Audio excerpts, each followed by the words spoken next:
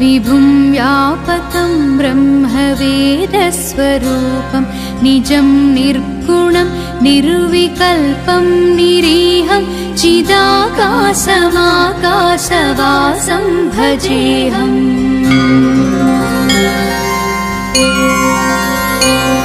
निराकारवोङ्कारमूलं तुरीयं गिराज्ञानगोतीतमीशं गिरीशं कळारं महाकालकालं कृपालुं गुणाकारसंसारपारं नतोऽहम्।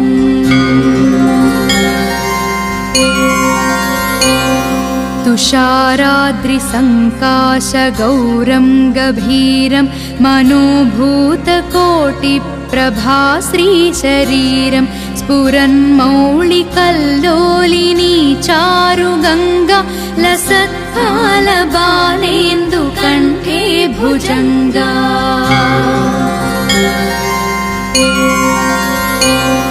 चलत्कुण्डलं भ्रूसुनेत्रं विशालं प्रसन्नाननं नीलकण्ठं दयाळुं मृगाधीशचर्माम्बरं रुण्डमालं प्रियं शङ्करं सर्वनाथं भजामि।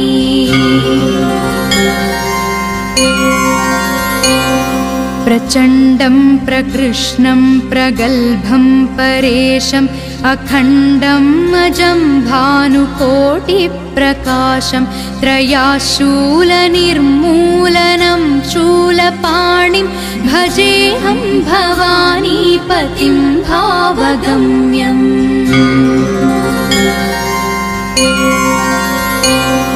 कलातीतकल्याणकल्पान्तकारी सदा सज्जनानदं दाता पुरारि चिदानन्दसन्दोहमोहापहारि प्रसीद प्रसीद प्रभो मन्मधारी।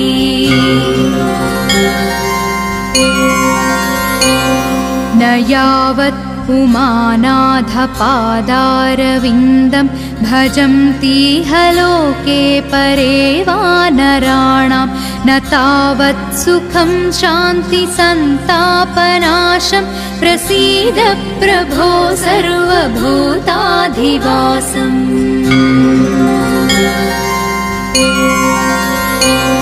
न जानामि योगं जपं नैव पूजां नतोऽहं सदा सर्वदा शम्भुतुभ्यं जराजन्मदुःखौघतातप्यमानं प्रभो पाहि यापन्नमामीश शम्भो।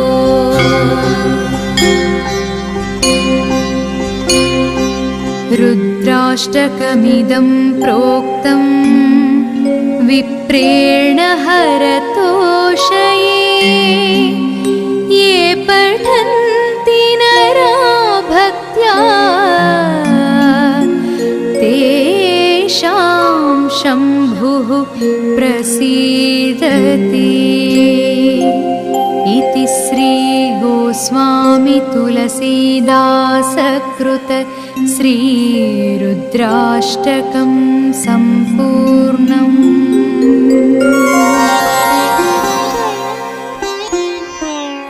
नमामीशमीशाननिर्वाणरूपं विभुं व्यापकं ब्रह्मवेदस्वरूपं निजं निर्गुणं निर्विकल्पं निरीहं चिदाकाशमाकाशवासं भजेऽहम्।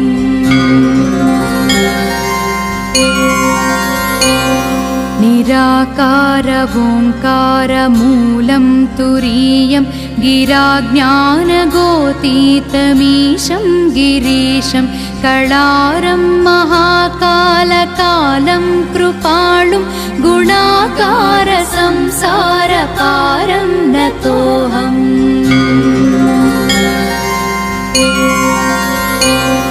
तुषाराद्रिसङ्काशगौरं गभीरं मनोभूतकोटिप्रभाश्रीशरीरं स्फुरन्मौलिकल्लोलिनी चारुगङ्गा लसत्फालबालेन्दुकण्ठे भुजङ्गा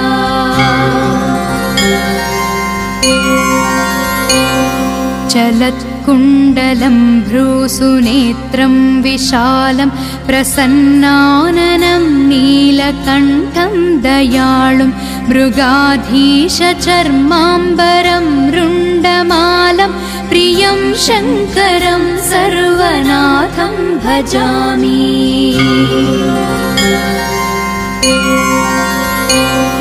प्रचण्डं प्रकृष्णं प्रगल्भं परेशम् अखण्डं अजं भानुकोटिप्रकाशं त्रयाशूलनिर्मूलनं शूलपाणिं भजेऽहं भवानीपतिं भावगम्यम्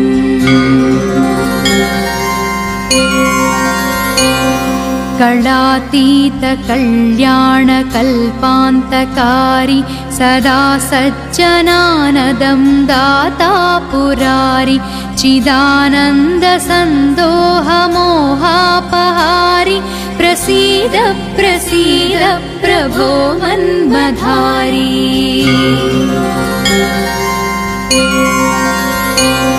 न यावत् उमानाथपादारविन्दं भजन्तीह लोके परे वानराणां न तावत् सुखं शान्तिसन्तापनाशं प्रसीद प्रभो सर्वभूताधिवासम्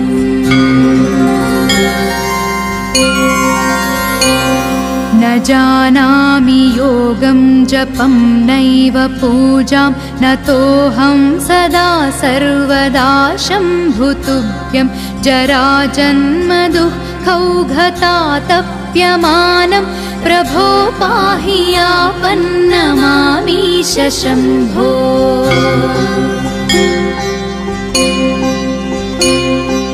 रुद्राष्टकमिदं प्रोक्तम् विप्रेण हरतोषये ये पठन्ति नरा भक्त्या तेषां शम्भुः प्रसीदति इति श्री गोस्वामी तुलसीदासकृत श्रीरुद्राष्टकं सम्पूर्णम्।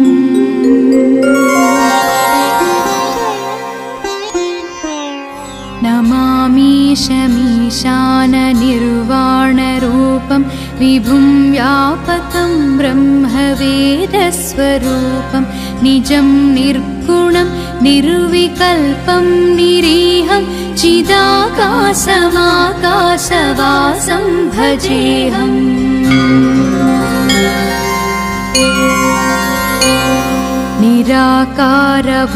निराकारवोङ्कारमूलं तुरीयं गिराज्ञानगोतीतमीशं गिरीशं कळारं महाकालकालं कृपालुं गुणाकारसंसारपारं नतोऽहम्।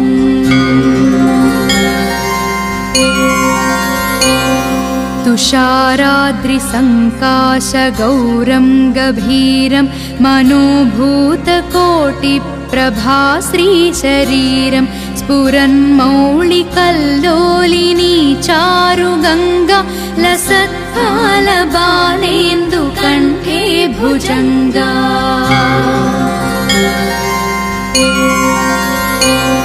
चलत्कुण्डलं भ्रूसुनेत्रं विशालं प्रसन्नाननं नीलकण्ठं दयाळुं मृगाधीशचर्माम्बरं रुण्डमालं प्रियं शङ्करं सर्वनाथं भजामि।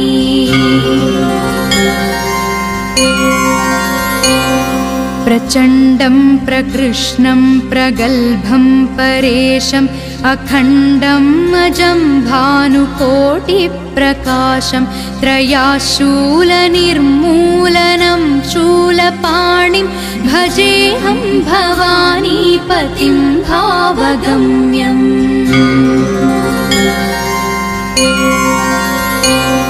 कलातीत कल्याणकल्पान्तकारी सदा सज्जनानदं दाता पुरारि चिदानन्दसन्दोहमोहापहारि प्रसीद प्रसीद प्रभो मन्मधारी।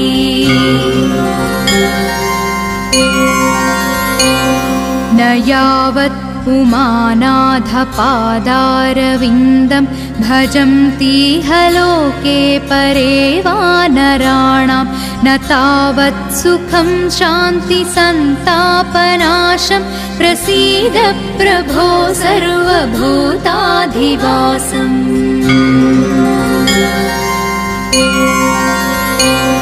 न जानामि योगं जपं नैव पूजां न तोऽहं सदा सर्वदा शम्भुतुभ्यं जराजन्मदुःखौघतातप्यमानं प्रभो पाहि यापन्नमामीश शम्भो।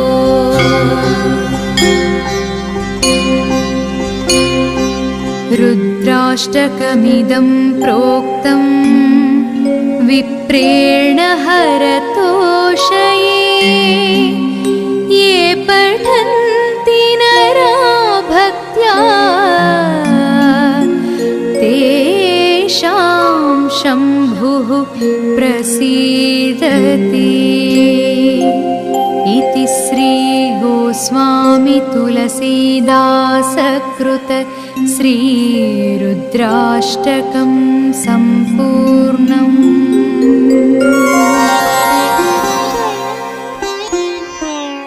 नमामीशमीशाननिर्वाणरूपं विभुं व्यापकं ब्रह्मवेदस्वरूपं निजं निर्गुणं निर्विकल्पं निरीहं चिदाकाशमाकाशवासं भजेऽहम्।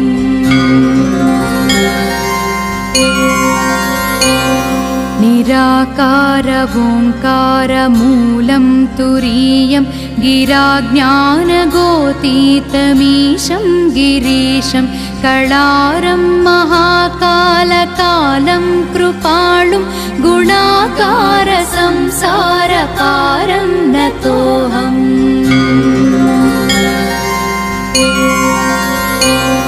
तुषाराद्रिसङ्काशगौरं गभीरं मनोभूतकोटिप्रभाश्रीशरीरं स्फुरन्मौलिकल्लोलिनी चारुगङ्गा लसत्फालबालेन्दुकण्ठे भुजङ्गा।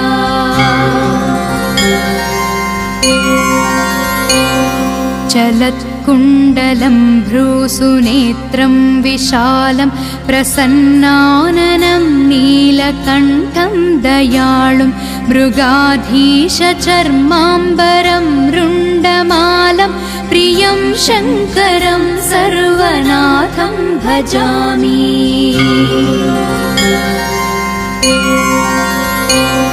प्रचण्डं प्रकृष्णं प्रगल्भं परेशम् अखण्डं अजं भानुकोटिप्रकाशं त्रयाशूलनिर्मूलनं शूलपाणिं भजेऽहं भवानीपतिं भावगम्यम्।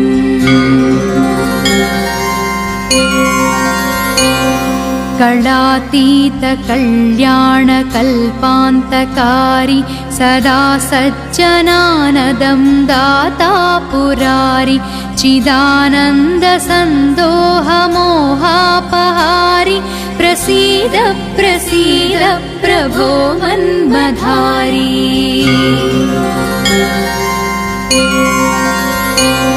न यावत् उमानाथपादारविन्दं भजन्तीह लोके परे वानराणां न तावत् सुखं शान्तिसन्तापनाशं प्रसीद प्रभो सर्वभूताधिवासम्।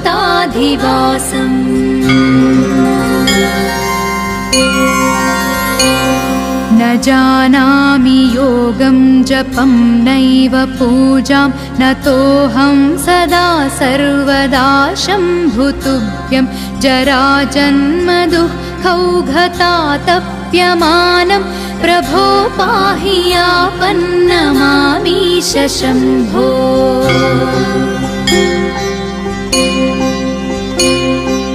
रुद्राष्टकमिदं प्रोक्तं विप्रेण हरतोषये ये पठन्ति नरा भक्त्या तेषां शम्भुः प्रसीदति। इति श्री गोस्वामी तुलसीदासकृत श्रीरुद्राष्टकं सम्पूर्णम्।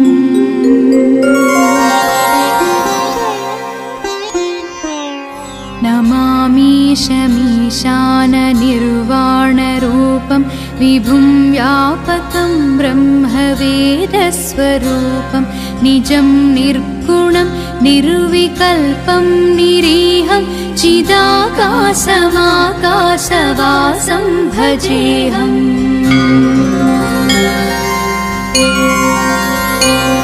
निराकारवोङ्कारमूलं तुरीयं गिराज्ञानगोतीतमीशं गिरीशं कळारं महाकालकालं कृपाणुं गुणाकारसंसारकारं नतोऽहम्।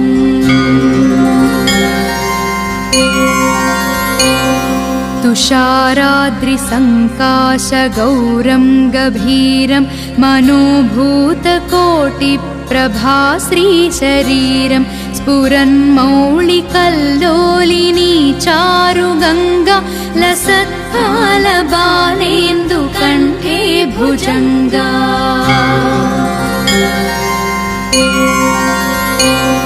चलत्कुण्डलं भ्रूसुनेत्रं विशालं प्रसन्नाननं नीलकण्ठं दयाळुं मृगाधीशचर्माम्बरं रुण्डमालं प्रियं शङ्करं सर्वनाथं भजामि।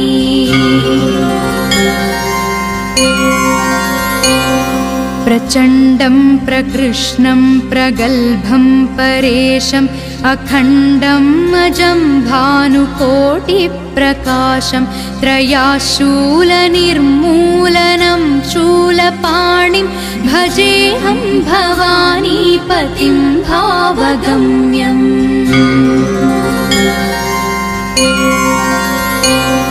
कलातीतकल्याणकल्पान्तकारी सदा सज्जनानदं दाता पुरारि चिदानन्दसन्दोहमोहापहारि प्रसीद प्रसीद प्रभो मन्मधारी।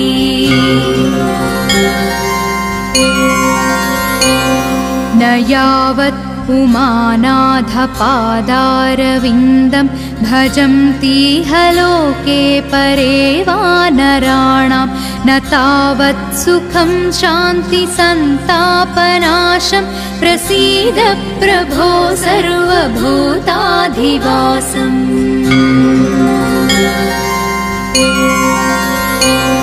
न जानामि योगं जपं नैव पूजां नतोऽहं सदा सर्वदा शम्भुतुभ्यं जराजन्मदुःखौघतातप्यमानं प्रभो पाहि यापन्नमामीश शम्भो।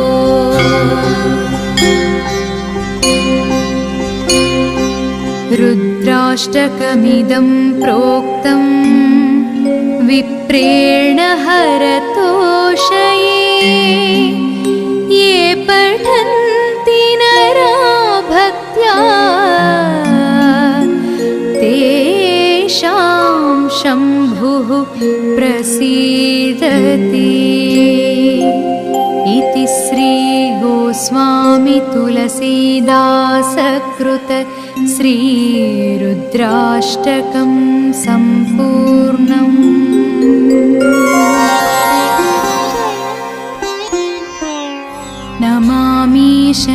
शमीशाननिर्वाणरूपं विभुं व्यापकं ब्रह्मवेदस्वरूपं निजं निर्गुणं निर्विकल्पं निरीहं चिदाकाशमाकाशवासं भजेऽहम्।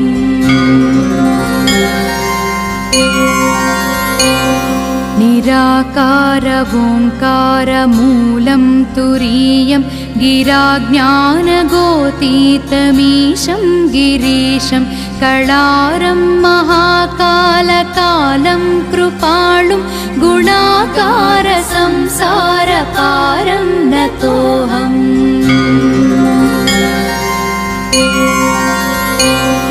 तुषाराद्रिसङ्काशगौरं गभीरं मनोभूतकोटिप्रभाश्रीशरीरं स्फुरन्मौलिकल्लोलिनी चारुगङ्गा लसत्कालबालेन्दुकण्ठे भुजङ्गा।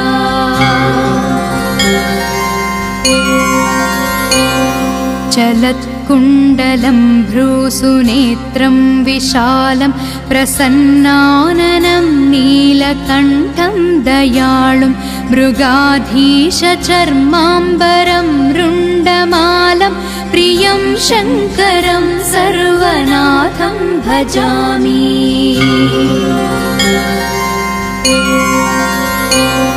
प्रचण्डं प्रकृष्णं प्रगल्भं परेशम् अखण्डं अजं भानुकोटिप्रकाशं त्रयाशूलनिर्मूलनं शूलपाणिं भजेऽहं भवानीपतिं भावगम्यम्।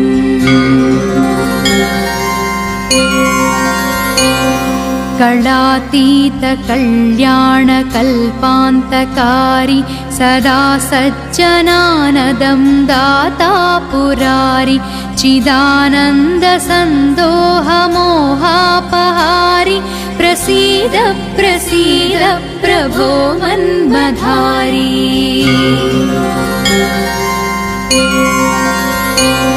न यावत् उमानाथपादारविन्दं भजन्तीह लोके परे वानराणां न तावत् सुखं शान्तिसन्तापनाशं प्रसीद प्रभो सर्वभूताधिवासम्।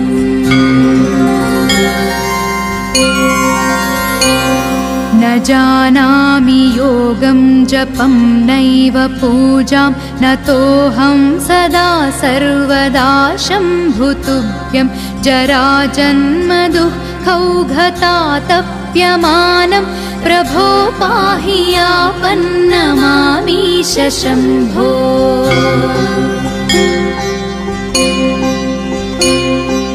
रुद्राष्टकमिदं प्रोक्तम् विप्रेण हरतोषये ये पठन्ति नरा भक्त्या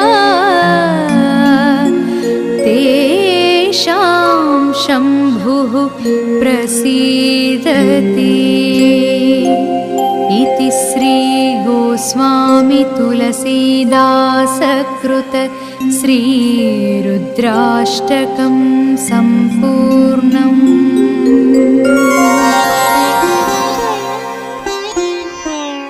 नमामि शमीशाननिर्वाणरूपं विभुं व्यापकं ब्रह्मवेदस्वरूपं निजं निर्गुणं निर्विकल्पं निरीहं चिदाकाशमाकाशवासं भजेऽहम्।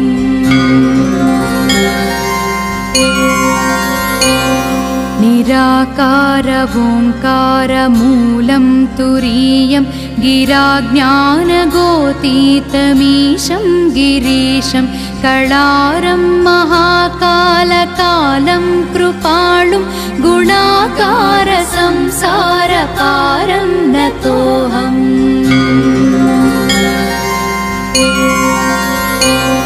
तुषाराद्रिसङ्काशगौरं गभीरं मनोभूतकोटिप्रभाश्रीशरीरं प्रभाश्रीशरीरं स्फुरन्मौळिकल्लोलिनी चारुगङ्गा लसत्कालबालेन्दुकण्ठे भुजङ्गा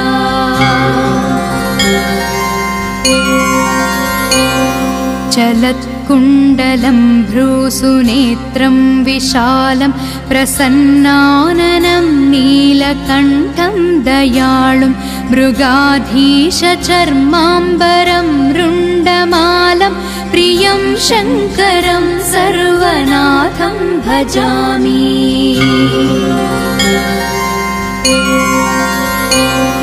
प्रचण्डं प्रकृष्णं प्रगल्भं परेशम् अखण्डं अजं भानुकोटिप्रकाशं त्रयाशूलनिर्मूलनं शूलपाणिं भजेऽहं भवानीपतिं भावगम्यम्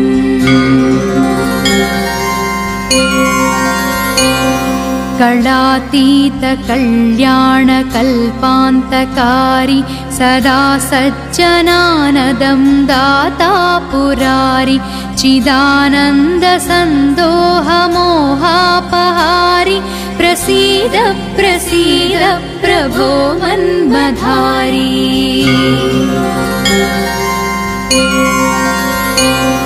न यावत् उमानाथपादारविन्दं भजन्तीह लोके परे वानराणां न तावत् सुखं शान्तिसन्तापनाशं प्रसीद प्रभो सर्वभूताधिवासम्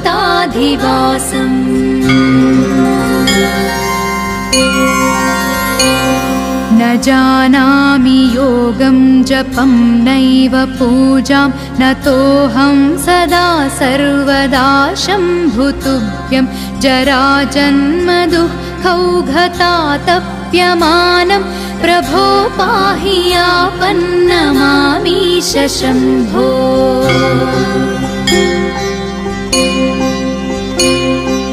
रुद्राष्टकमिदं प्रोक्तम् विप्रेण हरतोषये ये पठन्ति नरा भक्त्या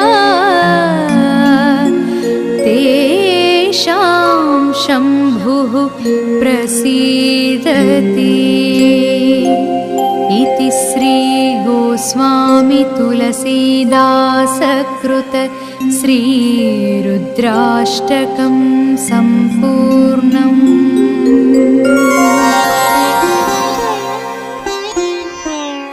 नमामीशमीशाननिर्वाणरूपं विभुं व्यापकं ब्रह्मवेदस्वरूपं निजं निर्गुणं निर्विकल्पं निरीहं चिदाकाशमाकाशवासं भजेऽहम्।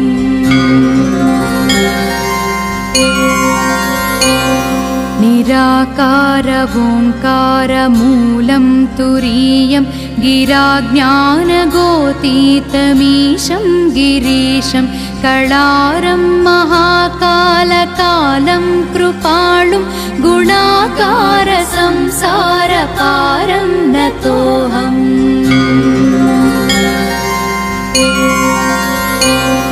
तुषाराद्रिसङ्काशगौरं गभीरं मनोभूतकोटिप्रभाश्रीशरीरं स्फुरन्मौळिकल्लोलिनी चारुगङ्गा लसत्कालबालेन्दुकण्ठे भुजङ्गा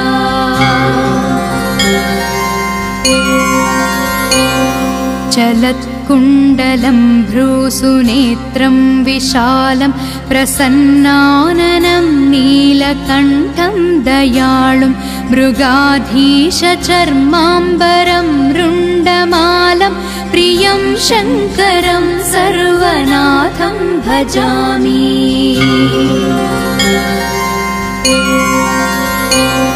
प्रचण्डं प्रकृष्णं प्रगल्भं परेशम् अखण्डम् अजं भानुकोटिप्रकाशं त्रयाशूलनिर्मूलनं शूलपाणिं भजेऽहं भवानीपतिं भावगम्यम्।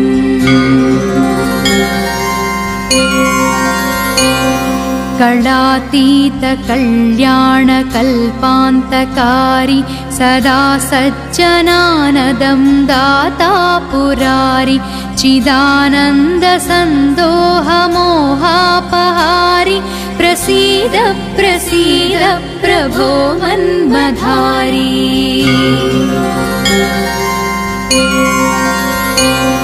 न यावत् उमानाथपादारविन्दं भजन्तीह लोके परे वानराणां न तावत् सुखं शान्तिसन्तापनाशं प्रसीद प्रभो सर्वभूताधिवासम्।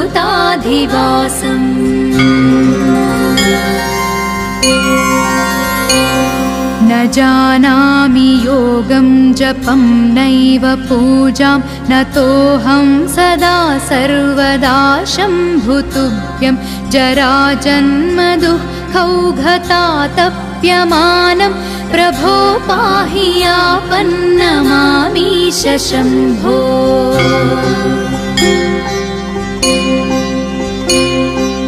रुद्राष्टकमिदं प्रोक्तम् विप्रेण हरतोषये ये पठन्ति नरा भक्त्या तेषां शम्भुः प्रसीदति। इति श्री गोस्वामी तुलसीदासकृत श्रीरुद्राष्टकं सम्पूर्णम्।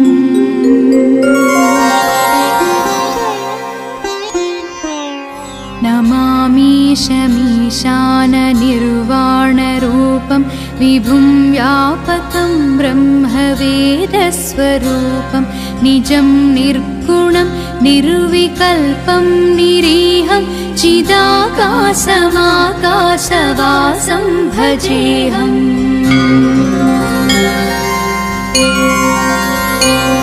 निराकारवोङ्कारमूलं तुरीयं गिराज्ञानगोतीतमीशं गिरीशं कळारं महाकालकालं कृपाणुं गुणाकारसंसारपारं नतोऽहम्।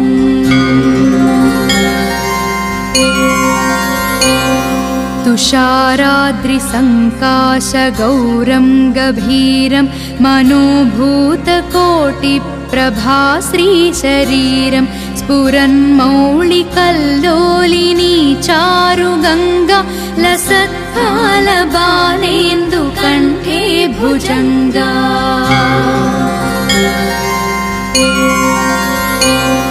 चलत्कुण्डलं भ्रूसुनेत्रं विशालं प्रसन्नाननं नीलकण्ठं दयाळुं मृगाधीशचर्माम्बरं रुण्डमालं प्रियं शङ्करं सर्वनाथं भजामि।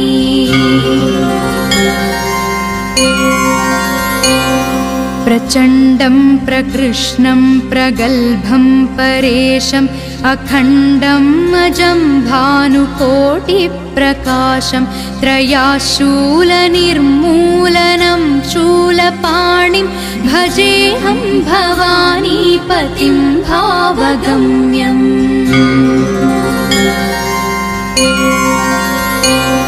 कलातीतकल्याणकल्पान्तकारी सदा सज्जनानदं दाता पुरारि चिदानन्दसन्दोहमोहापहारि प्रसीद प्रसीद प्रभो मन्मधारी।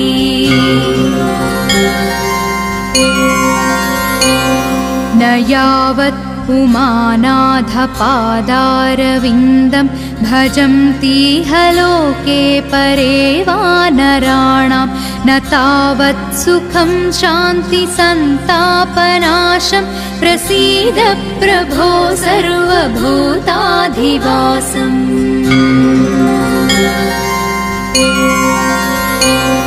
न जानामि योगं जपं नैव पूजां न तोऽहं सदा सर्वदा शम्भुतुभ्यं जराजन्मदुःखौघतातप्यमानं प्रभो पाहि यापन्नमामीश शम्भो।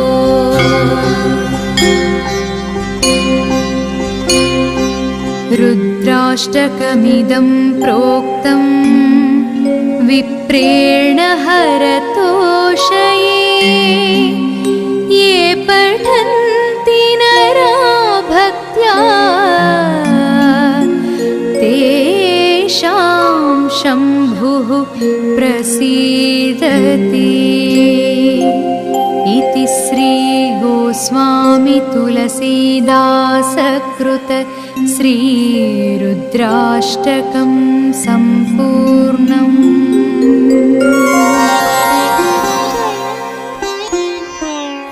नमामीशमीशाननिर्वाणरूपं विभुं व्यापकं ब्रह्मवेदस्वरूपं निजं निर्गुणं निर्विकल्पं निरीहं चिदाकाशमाकाशवासं भजेऽहम्।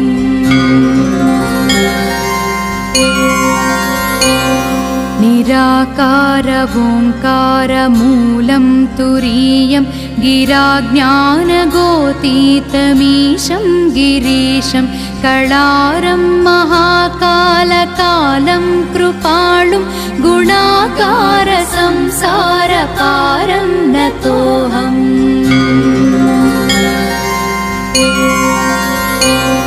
तुषाराद्रिसङ्काशगौरं गभीरं मनोभूतकोटिप्रभाश्रीशरीरं स्फुरन्मौलिकल्लोलिनी चारुगङ्गा लसत्फालबालेन्दुकण्ठे भुजङ्गा।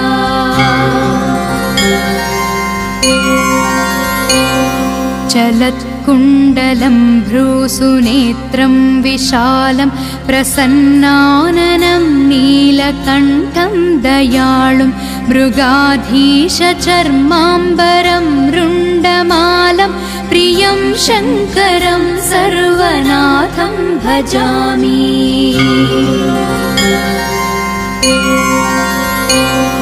प्रचण्डं प्रकृष्णं प्रगल्भं परेशम् अखण्डं अजं भानुकोटिप्रकाशं त्रयाशूलनिर्मूलनं शूलपाणिं भजेऽहं भवानीपतिं भावगम्यम्।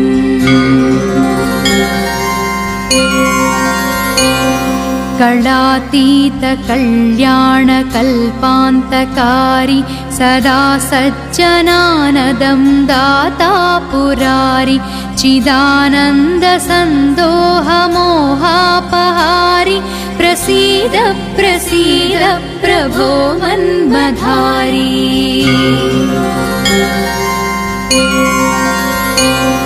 न यावत् पुमानाधपादारविन्दं भजन्तीह लोके परे वानराणां न तावत् सुखं शान्तिसन्तापनाशं प्रसीद प्रभो सर्वभूताधिवासम्।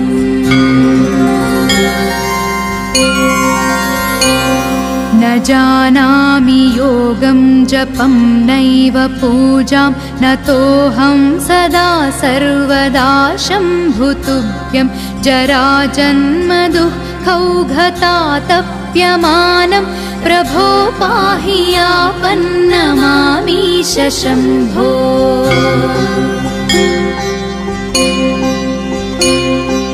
रुद्राष्टकमिदं प्रोक्तम् विप्रेण हरतोषये ये पठन्ति नरा भक्त्या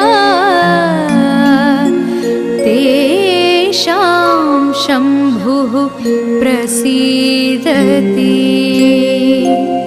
इति श्री गोस्वामी तुलसीदासकृत श्रीरुद्राष्टकं सम्पूर्णम्।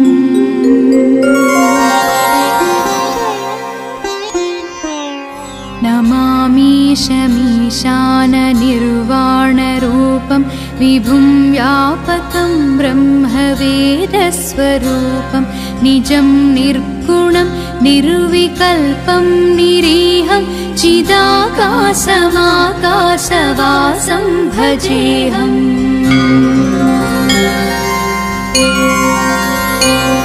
निराकारवोङ्कारमूलं तुरीयं गिराज्ञानगोतीतमीशं गिरीशं कळारं महाकालकालं कृपाणुं गुणाकारसंसारपारं नतोऽहम्।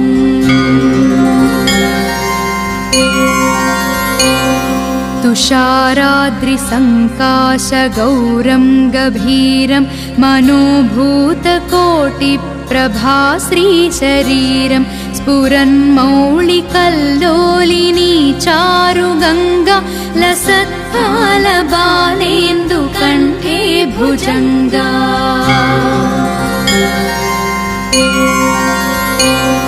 चलत्कुण्डलं भ्रूसुनेत्रं विशालं प्रसन्नाननं नीलकण्ठं दयाळुं मृगाधीशचर्माम्बरं रुण्डमालं प्रियं शङ्करं सर्वनाथं भजामि।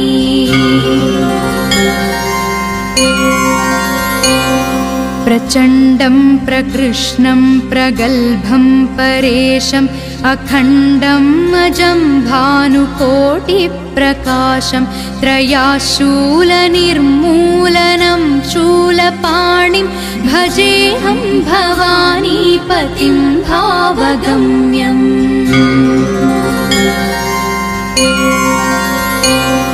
कलातीतकल्याणकल्पान्तकारी सदा सज्जनानदं दाता पुरारि चिदानन्दसन्दोहमोहापहारि प्रसीद प्रसीद प्रभो मन्मधारी।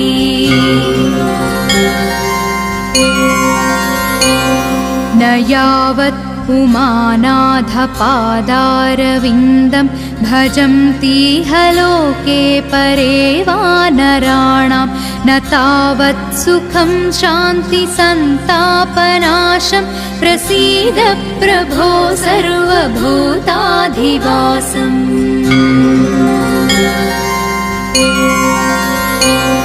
न जानामि योगं जपं नैव पूजां नतोऽहं सदा सर्वदा शम्भुतुभ्यं जराजन्मदुःखौघतातप्यमानं प्रभो पाहि यापन्नमामीश शम्भो।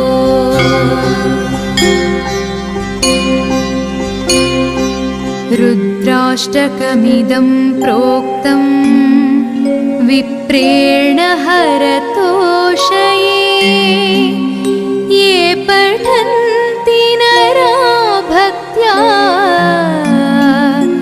तेषां शम्भुः प्रसीदति। इति श्री गोस्वामी तुलसीदासकृत श्रीरुद्राष्टकं सम्पूर्णम्।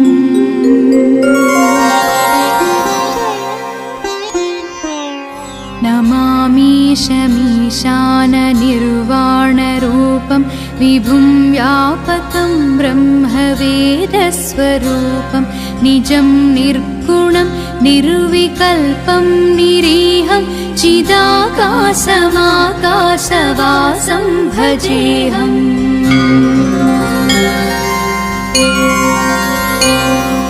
निराकारवोङ्कारमूलं तुरीयं गिराज्ञानगोतीतमीशं गिरीशं कळारं महाकालकालं कृपालुं गुणाकारसंसारपारं नतोऽहम्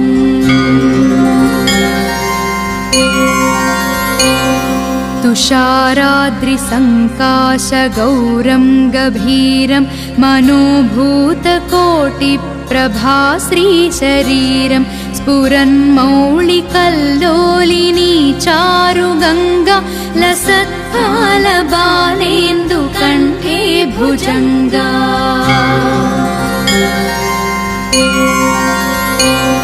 चलत्कुण्डलं भ्रूसुनेत्रं विशालं प्रसन्नाननं नीलकण्ठं दयाळुं मृगाधीशचर्माम्बरं रुण्डमालं प्रियं शङ्करं सर्वनाथं भजामि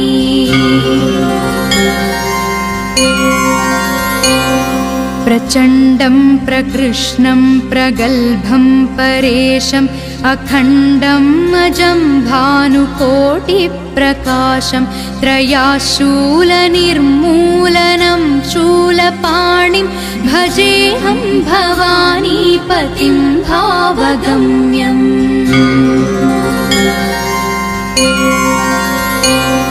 कलातीतकल्याणकल्पान्तकारी सदा सज्जनानदं दाता पुरारि चिदानन्दसन्दोहमोहापहारि प्रसीद प्रसीद प्रभो मन्मधारी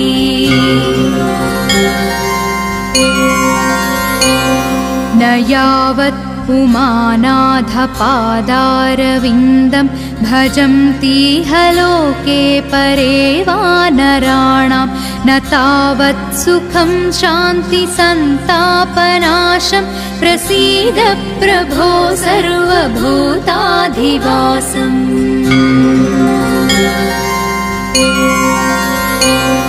न जानामि योगं जपं नैव पूजां नतोऽहं सदा सर्वदा शम्भुतुभ्यं जराजन्मदुःखौघतातप्यमानं प्रभो पाहि यापन्नमामीश शम्भो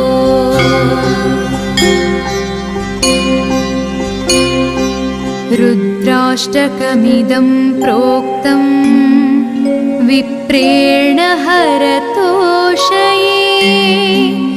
ये पठन्ति नरा भक्त्या तेषां शम्भुः प्रसीदति इति श्री गोस्वामी तुलसीदासकृत श्रीरुद्राष्टकं सम्पूर्णम्।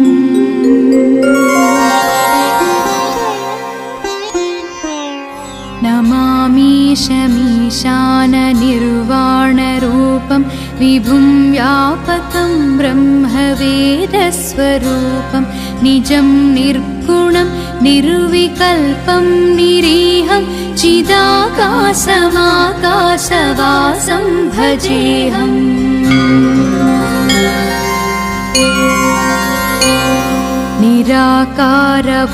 निराकारवोङ्कारमूलं तुरीयं गिराज्ञानगोतीतमीशं गिरीशं कळारं महाकालकालं कृपालुं गुणाकारसंसारपारं नतोऽहम्।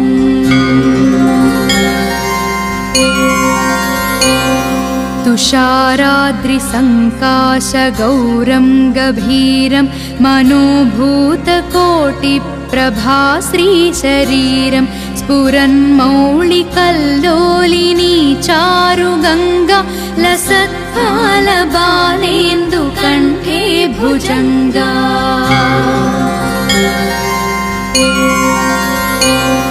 चलत्कुण्डलं भ्रूसुनेत्रं विशालं प्रसन्नाननं नीलकण्ठं दयाळुं मृगाधीशचर्माम्बरं रुण्डमालं प्रियं शङ्करं सर्वनाथं भजामि।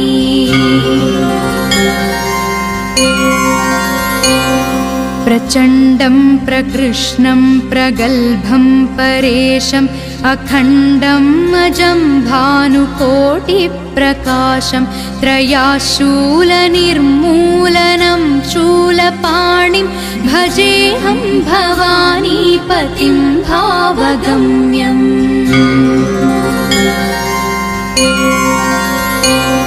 कलातीतकल्याणकल्पान्तकारी सदा सज्जनानदं दाता पुरारि चिदानन्दसन्दोहमोहापहारि प्रसीद प्रसीद प्रभो मन्मधारी।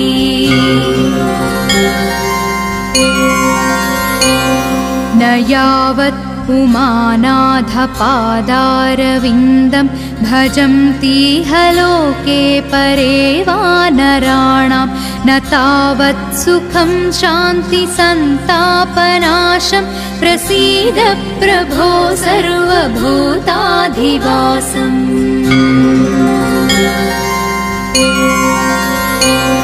न जानामि योगं जपं नैव पूजां नतोऽहं सदा सर्वदा शम्भुतुभ्यं जराजन्मदुःखौघतातप्यमानं प्रभो पाहि यापन्नमामीश शम्भो।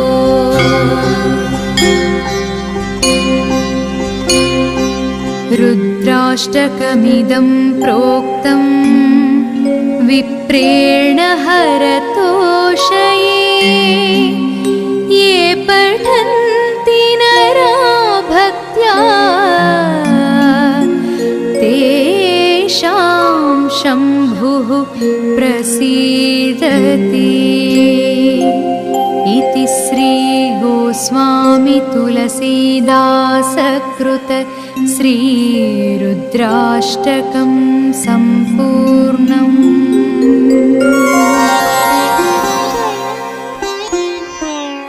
नमामीशमीशाननिर्वाणरूपं विभुं व्यापकं ब्रह्मवेदस्वरूपं निजं निर्गुणं निर्विकल्पं निरीहं चिदाकाशमाकाशवासं भजेऽहम्।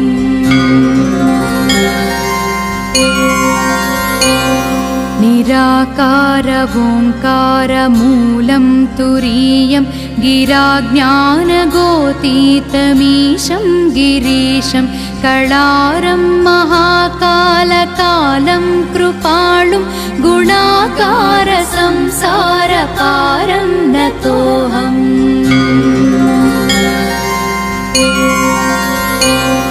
तुषाराद्रिसङ्काशगौरं गभीरं मनोभूतकोटिप्रभाश्रीशरीरं स्फुरन्मौलिकल्लोलिनी चारुगङ्गा लसत्फालबालेन्दुकण्ठे भुजङ्गा।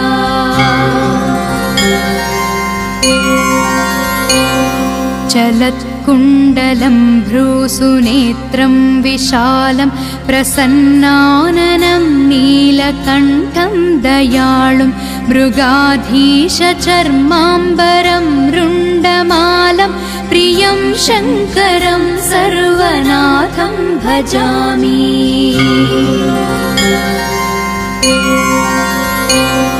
प्रचण्डं प्रकृष्णं प्रगल्भं परेशम् अखण्डं अजं भानुकोटिप्रकाशं त्रयाशूलनिर्मूलनं शूलपाणिं भजेऽहं भवानीपतिं भावगम्यम्।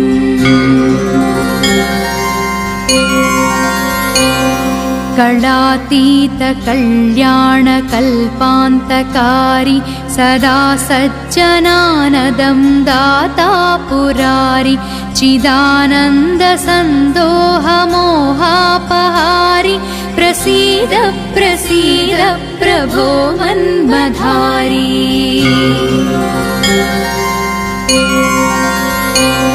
न यावत् उमानाथपादारविन्दं भजन्तीह लोके परे वानराणां न तावत् सुखं शान्तिसन्तापनाशं प्रसीद प्रभो सर्वभूताधिवासम्।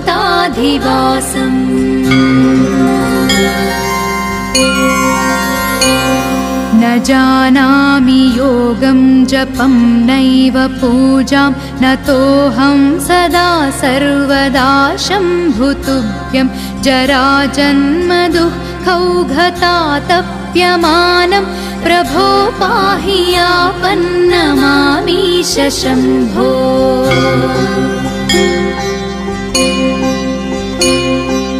रुद्राष्टकमिदं प्रोक्तम् विप्रेण हरतोषये ये पठन्ति नरा भक्त्या तेषां शम्भुः प्रसीदति। इति श्री गोस्वामी तुलसीदासकृत श्रीरुद्राष्टकं सम्पूर्णम्।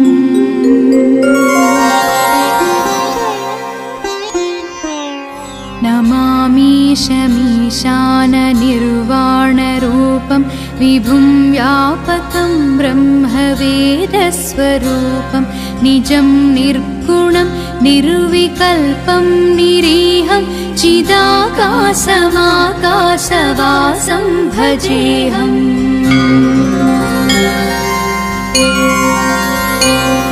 निराकारवोङ्कारमूलं तुरीयं गिराज्ञानगोतीतमीशं गिरीशं कळारं महाकालकालं कृपालुं गुणाकारसंसारपारं नतोऽहम्।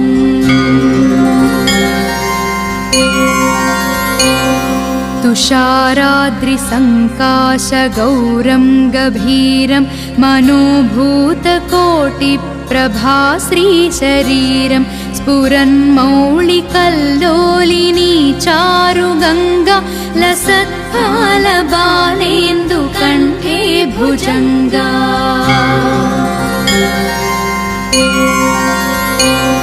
चलत्कुण्डलं भ्रूसुनेत्रं विशालं प्रसन्नाननं नीलकण्ठं दयाळुं मृगाधीशचर्माम्बरं रुण्डमालं प्रियं शङ्करं सर्वनाथं भजामि।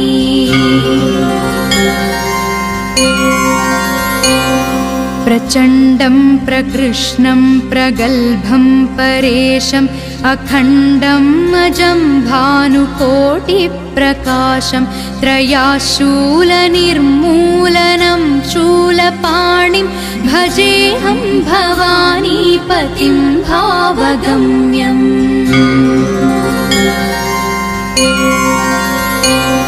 कलातीत कल्याणकल्पान्तकारी सदा सज्जनानदं दाता पुरारि चिदानन्दसन्दोहमोहापहारि प्रसीद प्रसीद प्रभो मन्मधारी।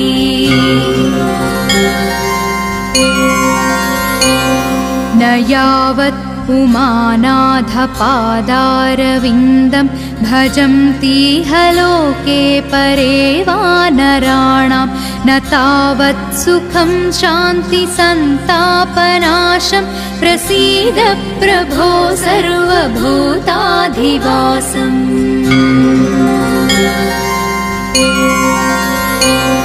न न जानामि योगं जपं नैव पूजां नतोऽहं सदा सर्वदा शम्भुतुभ्यं जराजन्मदुःखौघतातप्यमानं प्रभो पाहि यापन्नमामीश शम्भो।